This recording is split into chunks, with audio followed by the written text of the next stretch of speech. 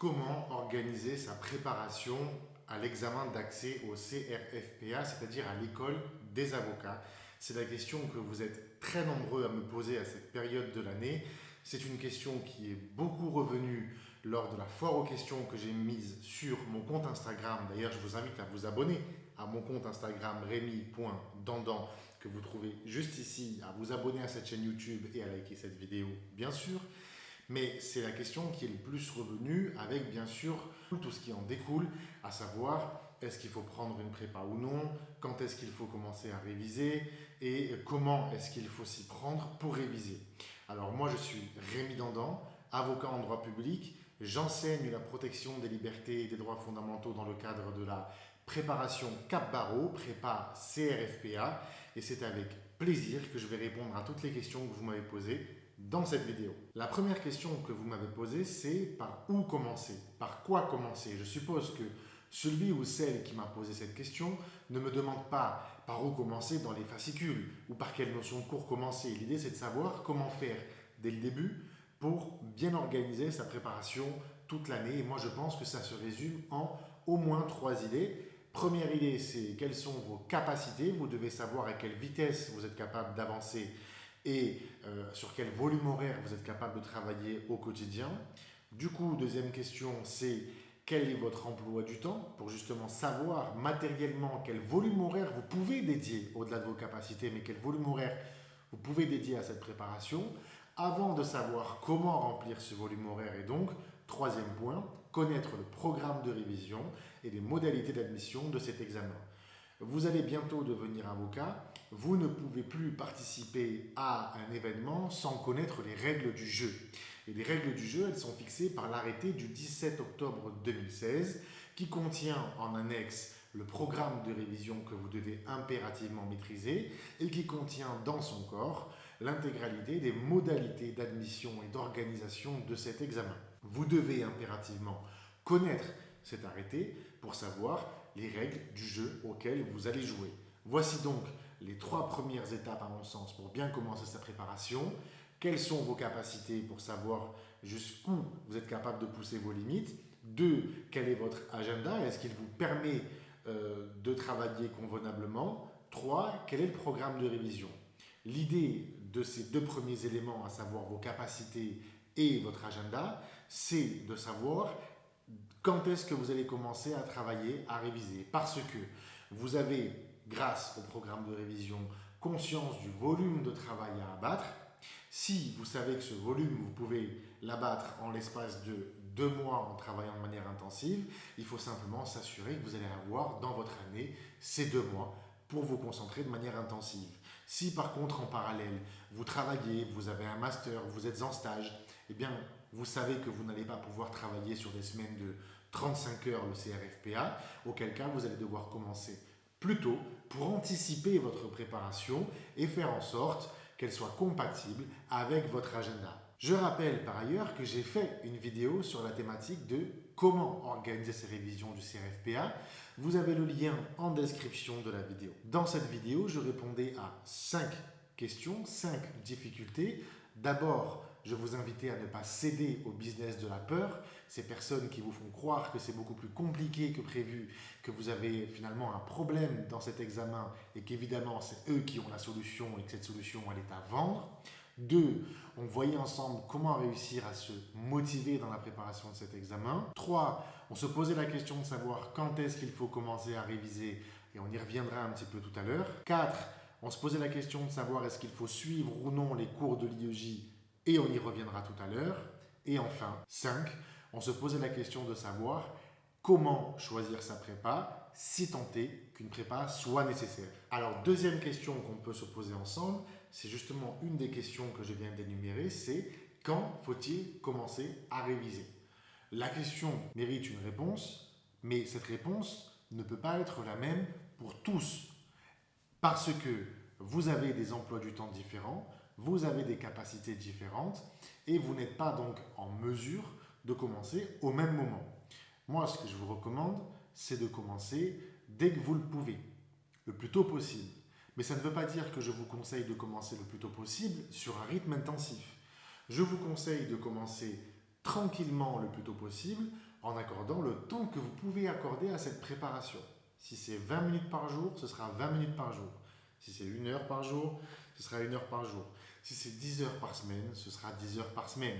Et lorsque vous aurez l'impression d'avancer trop vite, eh bien vous lèverez le pied et vous vous concentrerez sur autre chose, d'autres activités. Si vous sentez par contre que c'est votre vitesse de croisière qui est nécessaire pour réussir cet examen, eh bien vous continuerez sur ce rythme. Mais donc vous l'avez compris, ne vous fiez pas à ce que vous disent les autres pour poser la date du premier jour de vos révisions. Parce que le premier jour de vos révisions n'est autre que le jour où vous serez disponible. À vous bien sûr de faire en sorte que ce premier jour ne soit pas trop tardif et soit compatible avec des délais raisonnables pour réviser cet examen. Mais personne n'a à vous dicter votre premier jour. C'est important parce que on parlait du business de la peur il y a quelques minutes. Il faut également faire attention à ceux qui distillent un peu trop leurs conseils en oubliant complètement que nous sommes tous différents et que nous ne travaillons pas tous de la même manière. À l'époque, ce qui m'avait le plus aidé, ça a été de me détacher complètement de ce qu'on pouvait lire sur Internet et entendre devant la bibliothèque. Pourquoi ? Parce que c'est particulièrement anxiogène et qu'il n'y a pas meilleur conseil que de s'écarter que de ce qui est anxiogène. Donc ceux qui veulent vous imposer leur manière de voir les choses et cette manière n'étant pas compatible avec votre manière de voir les choses, eh bien éloignez-vous-en au maximum. Restez à l'écoute de vous-même. Vous êtes en capacité de savoir si vous avancez suffisamment vite ou pas, si c'est trop tôt ou pas. Donc ne vous inquiétez pas et fiez-vous à votre propre appréciation de la qualité de votre travail dès ce jour. Troisième question qu'on m'a posée lors de cette FAQ, c'est faut-il apprendre le cours ou privilégier plutôt l'apprentissage des corrigés ? Et je trouve que cette question est particulièrement intéressante. Pourquoi ? Parce que c'est deux méthodes qui ont déjà fait leurs preuves dans le sens où je connais les étudiants qui ont testé chacune de ces méthodes et qui ont réussi l'examen du CRFPA. Mais laquelle est-ce qu'il faut préférer ? Je pars du principe que je vous parle tôt dans la préparation du CRFPA. Et dans ce cas-là, je pense que la meilleure chose à faire, c'est de mixer ces deux méthodes. Pourquoi ? Parce que celui qui se contente de travailler sur la base des corrigés, eh bien, il parcourt le programme de révision uniquement à travers les corrigés. Et donc, si le jour de l'examen, il y a une question qui tombe et qui n'a jamais été traitée dans les corrigés, ou il y a des points accordés en importance à une question, à une thématique qui n'a pas été traitée avec autant d'approfondissement dans les corrigés, eh bien l'étudiant passera à côté de son CRFPA, alors que celui qui aura en plus approfondi le cours pourra lui approfondir ce qu'il a appris dans les corrigés grâce aux connaissances théoriques acquises lors de son travail du cours. C'est pour ça que, à mon sens, le but étant de réussir l'examen et pas seulement d'essayer d'accroître ses chances de réussite en dernière minute.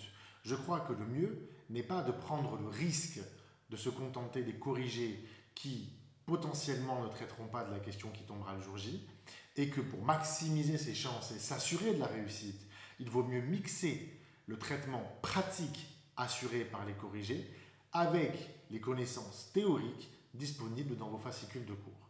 Voilà ma réponse. C'est donc une révision hybride que je vous propose entre connaissance du cours et maîtrise de la mise en pratique grâce aux corrigés. Quatrième question qui m'a été posée lors de cette FAQ, est-il utile d'aller au cours de l'IEJ ? La réponse à cette question mérite de porter une attention particulière à la question. Est-il utile et non pas est-il nécessaire ?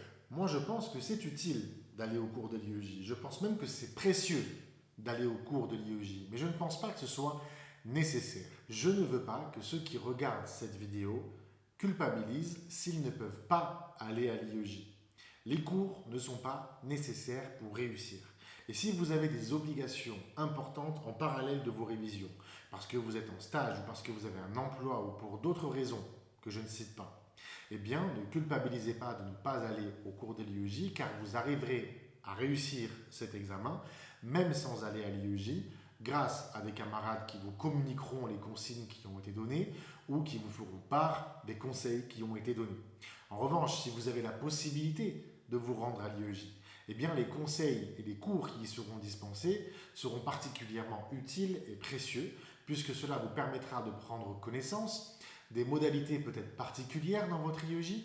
Cela vous permettra de confronter la connaissance du cours avec la mise en pratique proposée par un professeur qui, au demeurant, peut participer à vous guider dans la meilleure des résolutions, tant dans le style de rédaction, dans le style de présentation que dans le fond des connaissances, pour vous faire gagner des précieux quarts de point, demi-point ou point, car vous le savez, c'est un examen qui se joue à très peu d'écart entre les admissibles et les non admissibles, entre les admis et les non admis. Cinquième question qui m'a été posée lors de la FAQ, elle est double, c'est deux personnes différentes. Des conseils pour une seconde tentative, j'ai déjà eu les écrits, mais pas les oraux. Et une autre personne m'a écrit, je ne sais pas du tout comment m'organiser pour réviser le grand taux, ni quand commencer. D'abord, bravo de ne pas avoir abandonné. Vous avez passé 2 fois le CRFPA, vous ne l'avez pas eu après être tombé sur la marche des oraux, vous vous remotivez et cette abnégation, cette détermination mérite d'être félicitée. Bravo. Moi, vous le savez, je l'ai réussi à la 3e tentative et j'ai beaucoup de respect pour ceux qui sont persévérants. Alors, bravo. Ensuite, comme vous l'avez dit, vous êtes tombé sur la dernière marche ou alors vous êtes en train de tenter ou de retenter l'expérience du CRFPA, ce qui mérite de comprendre pourquoi la fois ou les fois précédentes, ce n'est pas passé. Et donc l'étape numéro 1, c'est la remise en question. Je vous le dis avec beaucoup de franchise, je vois beaucoup trop de personnes qui remettent tout en question, sauf eux.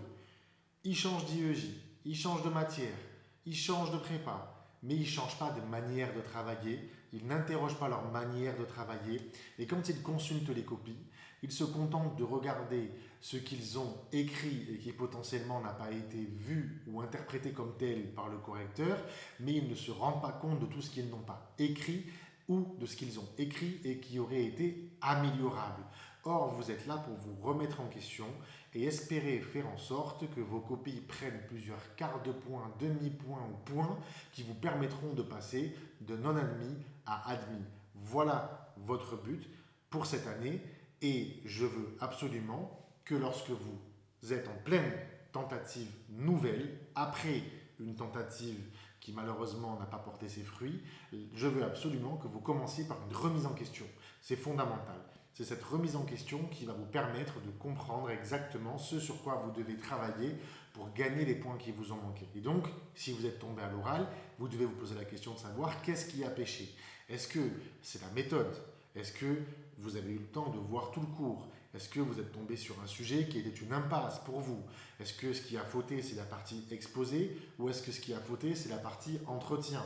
Auquel cas, est-ce que c'est du stress lié à une pression appliquée par le jury qui vous a fait tomber ou est-ce que c'est tout simplement que vous n'avez pas réussi à gérer la prise de parole spontanée de l'entretien alors que la partie préparée pendant 1 heure de l'exposé, elle, eh bien, vous étiez plus à l'aise dessus? Voilà toutes les questions qu'il faut que vous posiez pour trancher la question de savoir pourquoi vous êtes tombé et réussir à corriger le tir cette année. Mais dans tous les cas, c'est comme quand on tombe à vélo. Vous êtes tombé à l'oral, eh bien vous devez recommencer très rapidement à travailler l'oral, y compris sur des exercices qui durent 2 à 3 minutes par jour. Je pense notamment au pour et contre que j'ai expliqué dans plusieurs de mes vidéos parce que j'ai fait beaucoup de vidéos sur le grand oral. Pour en citer quelques-unes, et j'aurais mis tous les liens en description de cette vidéo, j'ai fait comment améliorer sa culture juridique, comment réviser le grand oral, conseils pour le grand oral, vos questions sur le grand oral, comment réussir le grand oral, CRFPA, grand oral et commentaires. Il ne manque pas de vidéos sur ce sujet et dans ces vidéos, vous avez parfois des petits exercices que je vous recommande de faire le plus tôt possible. Pour rappeler ces exercices, il s'agit de travailler la prise de parole spontanée et contre-argumentative avec un exercice du pour et contre. Et vous pouvez vous filmer pour prendre conscience de votre évolution avec le temps. Et ça, vous commencez le plus tôt possible. Et je vous recommande également d'avoir 2 cahiers. Un cahier pour faire les pour et contre que vous plaidez à l'oral et un cahier pour écrire l'actualité juridique un petit peu au quotidien, tout en allant approfondir cette actualité grâce à des questions de culture juridique que vous allez vous poser et vous écrirez les réponses dans ce cahier avant de faire un petit rappel à l'oral de ce que vous venez de noter précisément pour travailler votre capacité pédagogique à l'oral. Et dans tous les cas, vous le savez, dans cette préparation au grand oral, je serai très heureux de vous accompagner puisque j'enseigne et j'accompagne les étudiants dans leur préparation du grand O du CRFPA chez Cap Barreau. On a donc 3 fascicules, un fascicule de cours, un fascicule de culture juridique et un fascicule d'actualité juridique. On fait plusieurs simulations ensemble, il y a des dizaines d'heures de conférences sur les libertés fondamentales. Et donc si vous voulez qu'on travaille ensemble, ce sera avec plaisir.